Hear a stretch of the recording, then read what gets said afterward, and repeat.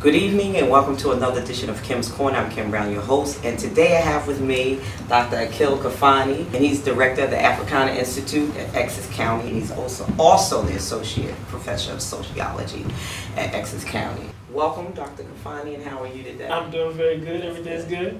Good. I have to put on my spectacles today because some of the things that's concerned me today, I had called you, and I'm glad that you can make it on short notice. Yes. And we're going to talk about Section 5. One of the topics we're going to talk about today is Section 5, where the Supreme Court strikes down the key part of the Voting Rights Act. In a synopsis, the Voting Rights Act was a landmark piece of national legislation in the U.S. that outlawed discriminatory voting practices that had been responsible for the widespread disenfranchisement of African Americans in the U.S. And there were 9 states, about 5 counties and 1 township. One of the counties was in California, and surprisingly enough, it was New York City, and Kings County, I think, in the Bronx. And the states were Alabama, Alaska, Arizona, Georgia, Louisiana, Mississippi, South Carolina, Texas, and Virginia. And in Michigan had 2 townships, and the other counties was California, New York, North Carolina. South Dakota had 2 counties, and Florida. Mm-hmm. So, how does this affect? Well, you know what? Let's take a step back. Us. Yes. Because we and Latinos also will probably. Oh, it's going to hugely affect them and other small groups of folks in the United States. But let's take a step back really to kind of put it in context. Because when we look at this whole thing, right, first of all, the Fifth Amendment to the Constitution, 15, enabled everybody the right to vote, right? So therefore, that's basically the foundation of it. But what happened was that after that, you had all these states and people, really, because we put this as states or as counties or as townships. Really, these are people. And you had a group of folks who didn't want African people to vote. And so that since they had the right to vote constitutionally, what they said is that let's see how we can stop that right to vote. And what they did was something that was what we call it extra legal, right? So they came up with poll tax and licenses that you had to have and tests that people had to take.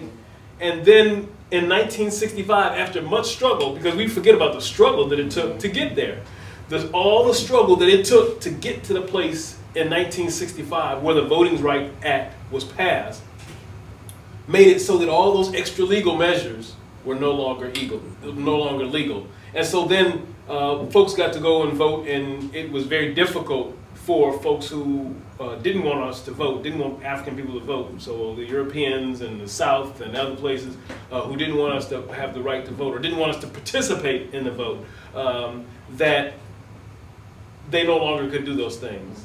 Now, that's not to say that they didn't sneak around other ways to do it, because we know that sometimes the vote was stolen. You could go back to before Obama was elected, when George Bush, the first time he was elected. That's right. The first time he was selected, the second time he was elected. Exactly. But he was selected the first time. Without a doubt, with the help of his brother and some other folks. In Florida. Right, yeah. So all of those things created a space for that type of illegal thing to happen. So what we ended up having to do was to fight that. And we fought and fought and fought. And then all of a sudden, the Supreme Court came in and kicked all that out the window. Now, we're back to where we were before 1965. That's where we are today. Back to a place where basically it's become legal again without these protections of the Voting Rights Act for other cities, counties, states, people to prevent Africans, and to a great extent it's going to impact the Latino community, from having the right to participate in the vote. Now, you think this happened because the last election when Obama was elected, minorities rule, and I never considered us a minority because we were such a large group of people. I always said we were the majority. Right. But they always classified us as a minority. Then people believe that we are minorities, but we're not. Right. Because people of color are the majority. Well, I was looking at a statistic the other day. Obama won 71% of the Latino vote. So that's one of the reasons Republicans are reconfiguring what they do. Yeah. Because if you have that great of a percentage of the vote, and I believe it's over 85% of the African American vote. Mm-hmm. So if those two populations basically helped the president, well, I won't even say helped him, but really elected him, then folks who don't know what else to do stuff to disenfranchise folks. And that's really what this is all about. It's about the disenfranchisement of African people. So what happens now when they go to the polls? Is it something where they're going to need like more ID? Because something happened in Ohio too, the same thing just before the presidential election, and people were kind of fighting against that too. So they're gonna what happens with that? It's gonna be scary is what it's gonna be, because we don't know. Because what they're going to do, because they can do anything they want to do. Exactly. They have the power. Right. So now they have their legal authority to do whatever they want to do. So you're going to have a situation where folks are going to fight, because that's what I've been watching lately, is that folks are fighting because they can enact these types of heinous measures. You know, you got to have ID, you know, and some people can't even get that ID, especially folks who, if you don't have your birth certificate, think about today, in New Jersey, you got to have 6 points. Other places have different criteria for what you have to do to get a license. So if you can't get a license today because you don't meet all that criteria, then what does that mean? Or if they decide they can go back and have a test that you have to take. I mean, a reading test. Well, you don't need a reading test if you know Obama's name, or you know whomever it is that you want to vote for. If someone's shown you that name and that's who you want to vote for, you don't necessarily have to be able to read to be able to vote. Exactly. But if the law says that you have to take a test, I mean, come on. It's like the New Jersey ask. Last time I thought this was 2013.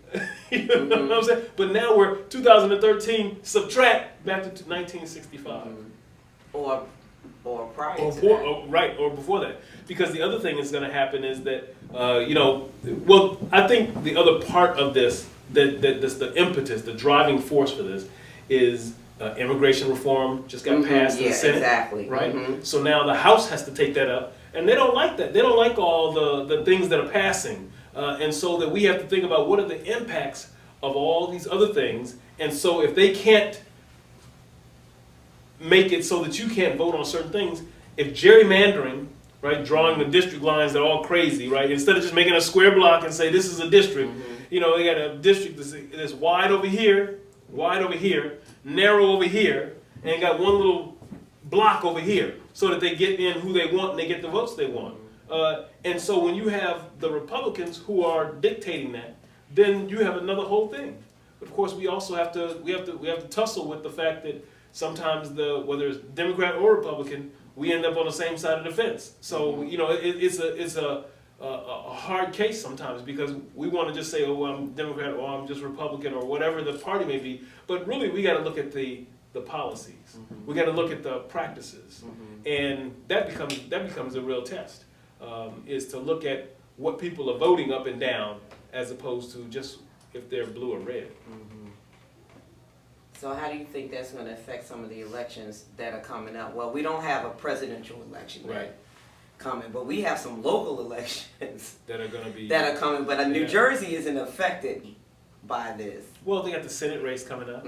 We have the Senate race here. We have a council seat in November. Right. We have a special election. Right. We have the governor's race. Correct. Coming up, and we've had 13 ministers, African American ministers, who came out in the support of Chris Christie, along with the county executive, Joey D. So I guess people have other agendas now, because I thought you were for the people. Well, you know, I heard a very poignant argument about this the other day. And it's not that you are about any one person, but it's about the policies that come with it. Exactly, but when you support that person, you support their policies. And some of the policies that these people stand for, I mean, how could you? Right. So when you support them, you're supporting those policies. Right. Look at school closings. We don't even want to talk about the school closings. There's going to be some more school closings. Over And some of the 20 leaderships in the school, especially since the state has been in, you know, and there's been principals where if you've had 35 teachers resign under your leadership, why isn't somebody looking at that? Because I think that's a problem. I agree with you. I think that's a problem. Why would you have 35 teachers that resign under your leadership?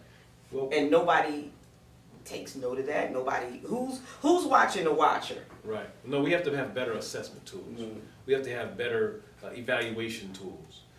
New Jersey is going through a whole new evaluation process. I don't know if it's the best tool, but they are getting ready to implement a new tool for evaluating teachers, a new tool for evaluating principals. And so we have to look at those things to kind of address it. You know, I'm vice president for Adelaide L. Sanford Charter School. Oh yeah. They decided to close the They school. closed it without Yes. warning though, too. 10 wasn't days. it? 10 days. 10 And it's supposed to days. have, what, a 30-day notice or something? That would be nice, but even then, I mean, most of the other charter schools that have been closed have had much longer, right? So 6 months, 3 months, a year. So I think, you know, and I think it has it's something a- else to do with that too. I think they want their property down here too, Oh, I because doubt that. that's For prime sure. rental. Right. But you know what? I got to take a break on that note. We're going to hear a word from our sponsors. We'll be right back. Stay tuned. Hey, better watch Kim Corner. Don't you touch that dial.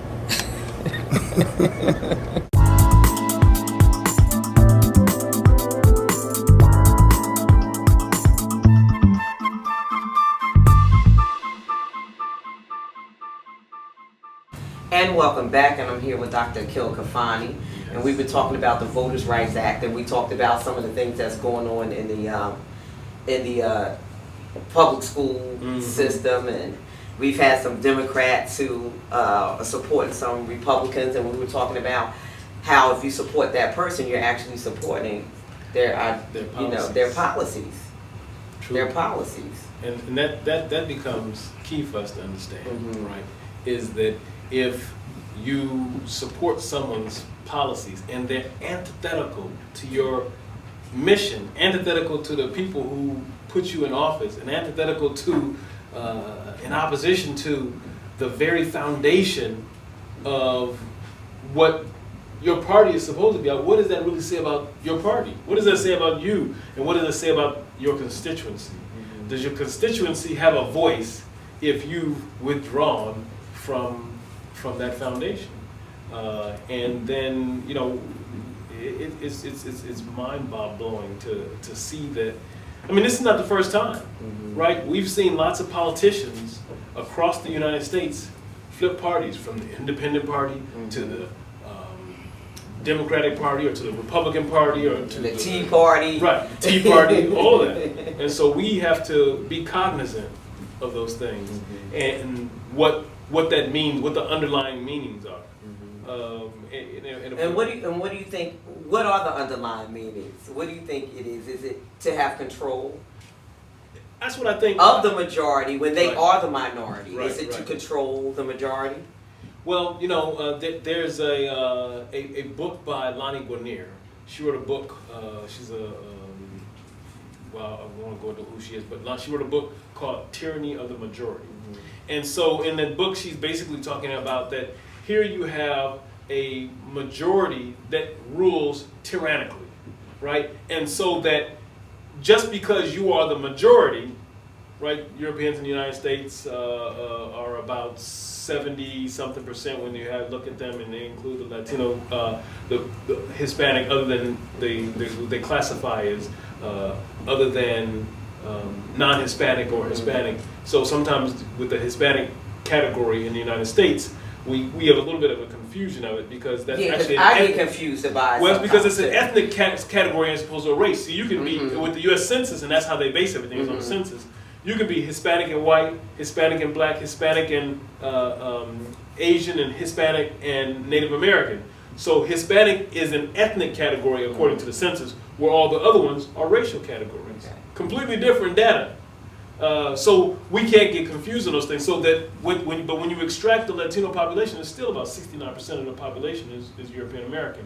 So that means that numerically they are the majority, but that other population, right, still has an important influence because we don't just look at numbers. We have to look at voting numbers, right? So when you look at voting numbers, go back to what I said in the first half that 71% of Latinos voted for Obama. So we have to think about the fact that you have, I think this voting rights thing in the end comes down to control, power control and domination, right? That we're talking about how do you control a population?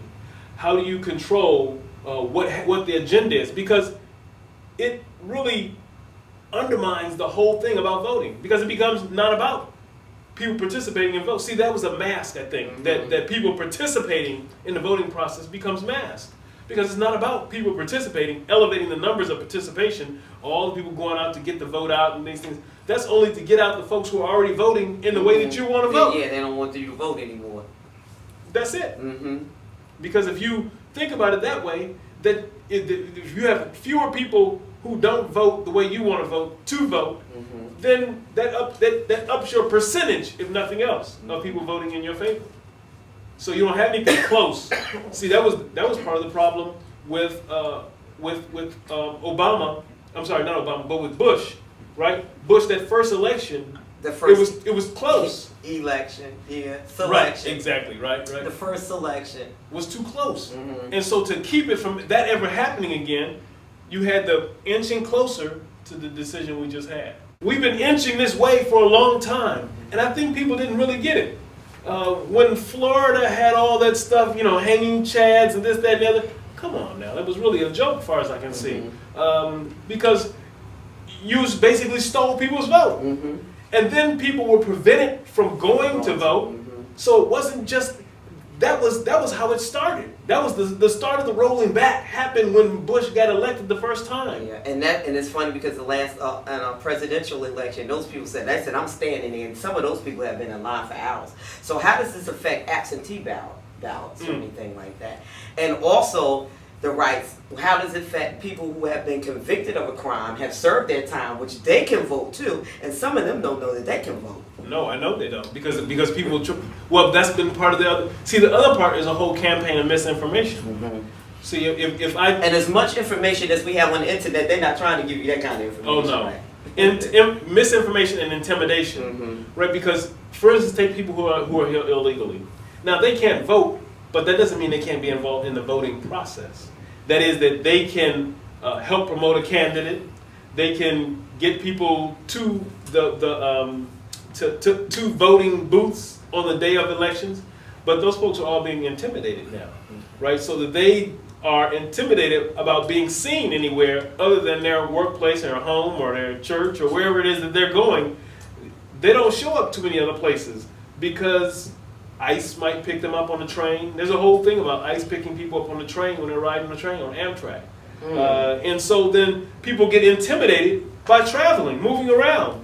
Don't ride the airplane because you got to have documentation. And so that if you don't have any of that stuff, the only way you can travel is by public bus or by your own vehicle. So where do they go? They don't go far from where they're located unless they have their own thing in place.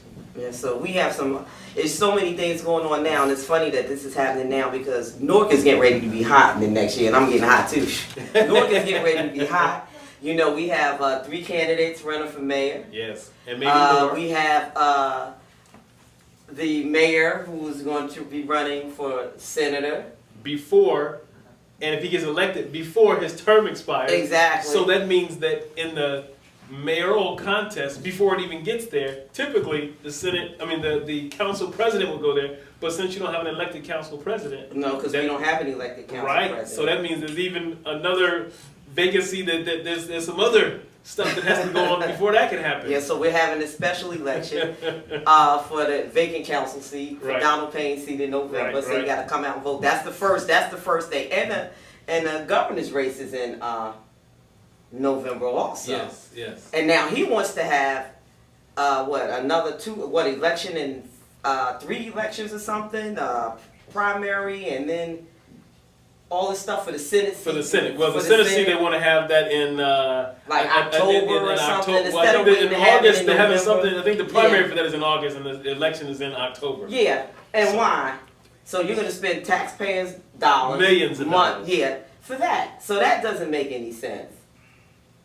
It's going to be tough. It's going to be tough for the people, though. See, that's what all this. The It's people a get. deterrent. Do you think it's to deter Oh, people most from definitely, coming out yeah. to vote? Because the fewer people you have to vote, these small elections, then you have a greater chance. Because all you got to do, if you get your people out to vote and you keep to suppress the vote, otherwise, people are not going to keep coming out. How many people are going to come out for August and October and then a November election? November election. That's right. I mean, that's just too much. And then if Newark has to have another special election in the interim, when does that happen? Our special election is in November. No, I'm saying, but they may have to have a different one if Cory Booker is there, then to fill the mayoral seat. They're going to have something in the interim. Because Ramos can't automatically go, even though he's the acting president, he can't automatically go to that seat. So they got to have something to navigate that space. Yeah, in which he was the vice president. But actually, there's no such thing as a vice president in the council. It shouldn't be. It's not written. It's only supposed to be a president. Mm-hmm. There's no such thing as a vice president. Well, and, people tend now to do whatever they want to do. It's going to be a long process. It is. And it's going to be interesting. It is. And people really have to come out. People are going to have to come out and vote. Well, as long as they don't allow what happens here, and I don't think it would happen because you'd have too much protests. Mm-hmm. We would be back to 1965 in another kind of way. Mm-hmm. Yeah. But people are already saying that it's getting hot in Newark, politically and otherwise, because there's so much going on, and people feel, think about all the folks losing their jobs, teachers and other staff people, and then just the issues with unions. There's so much going on across the country that it really is heating up. There's been a big movement for organized labor to be able to get back in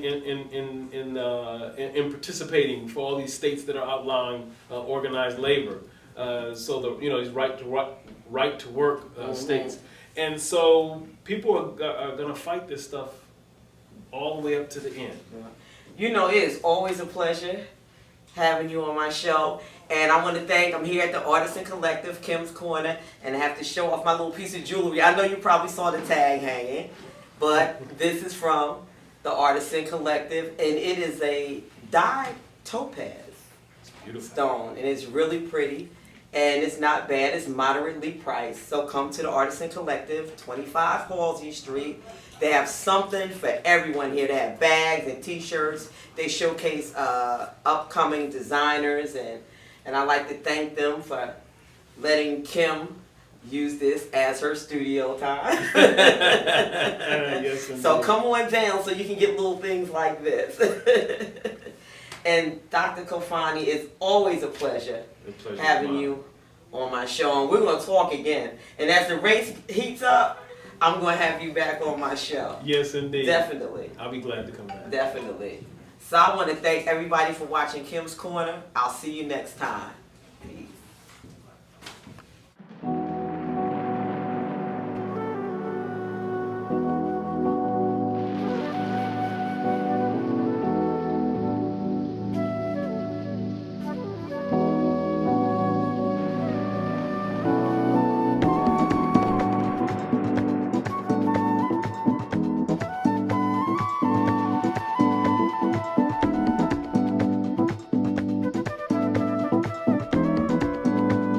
Fabulous.